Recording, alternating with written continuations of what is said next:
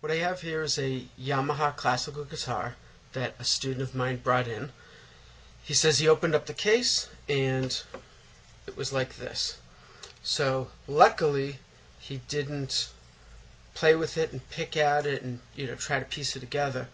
So it looks like all the wood's pretty much intact, all the little fibers, all the grain, and it should be able to glue right in there fairly easily and be a pretty easy fix.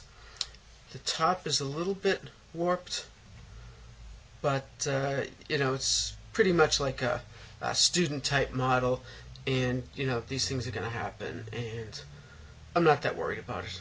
So first thing I'm going to do here though is of course take off the strings. It's steel strings, so that was probably the issue. That's just too much pressure pulling on the bridge.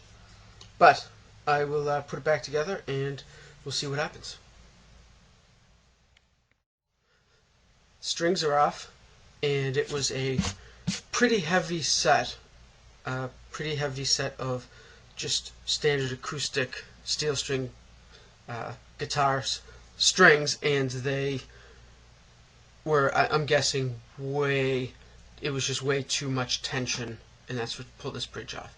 So a quick little sort of test. It looks like it does seat down pretty nicely. Yes, so it does seat down pretty nicely. I'm just gonna set this aside. Of course, all of these little fibers came up from underneath the finish, and there's no way that I'm going to be able to get it onto these prongs here and get all these fibers tucked underneath. So I'm just going to trim this right off. I'm going to trim it nice and flush with the bridge, so then when I seat the bridge down, it should pretty much be a seamless fix. So I will trim it, and just going to use an X-Acto knife. It's very soft wood. It's a plywood here, but it's very soft wood and very tiny bits of fiber. So I'll just trim it right along, and I'm going to leave all the rest because it seems when I set it in, it pretty much fits right in with all the little missing pieces. So that should work out well. So I've cleaned it all up and test fit it again, and it looks like it fits nicely, neatly. You have to kind of push the bridge forward and down a little bit to line up with the lines of where it was, but that's no problem. Okay, so now I have to put the glue on it.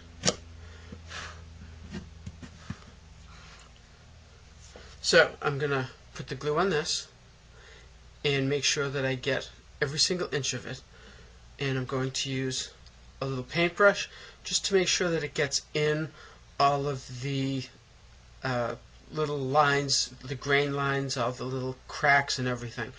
If I just sort of smear it on with my finger, which, so, to be honest, sometimes I do, probably I'll smear it and it'll go in, but it might slip over some. So this way I can really get it into the hole for this little locating pin, this little pin, so it'll fit into that hole.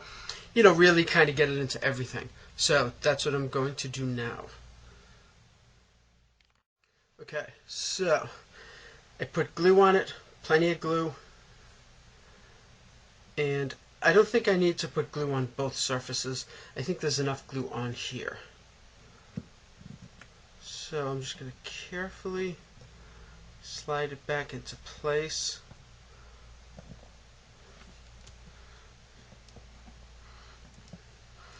Okay, and I'm going to take a damp cloth and wipe off any glue that's seeping out. I'm using Titebond, and Titebond cleans up with water, so that makes it pretty handy. So you can just wipe up any excess glue with a damp cloth. You don't want it to be too wet, of course. Okay, now I have some clamps that I'm going to put on that are long, that reach into the sound hole, and I'll be able to clamp this down.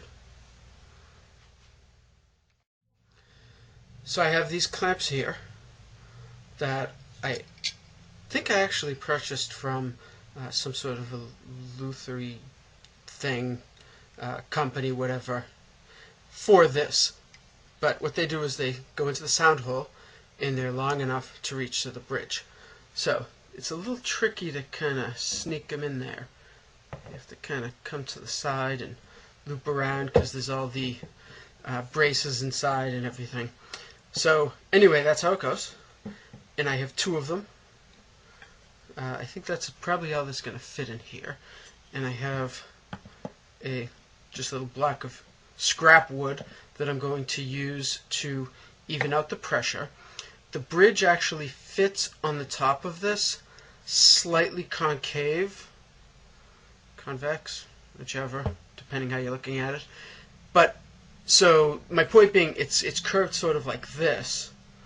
So when I press down on the top, the edges are already touching. They'll sort of squish out and flatten out. So I don't think I need to clamp like here, here, here, here. I think just two of them in the middle here with this, of course, to protect it and also to spread out some of the force across this whole top. I think that'll hold it all down. So I'm going to clamp it up, going to let it dry, and we'll come back tomorrow and take the clamps off and see how everything looks. Okay, so I let it dry overnight, and I am taking off the clamps. And I took a peek at it, and it actually looks very good. Okay, so the clamps are out. And if we take a look at it, it looks nice. It's all down flat on the soundboard. Every place around it. I wiped up all of the glue before it dried, so there's no glue that had seeped out and is now all hard that I have to now scrape off and figure out, how to get it off there without messing up the finish. It looks very good. So that's pretty much it, and it looks like it somewhat flattened out the top a bit. It's certainly usable. So I'll just clean up the guitar really quick and string it up, and it should be good to go. So I think it was a successful repair and fairly simple. Okay, so here we are, all done. The bridge looks great. I strung it up with the correct strings, and it looks great. It's excellent. Easy fix. So I hope this helped somebody.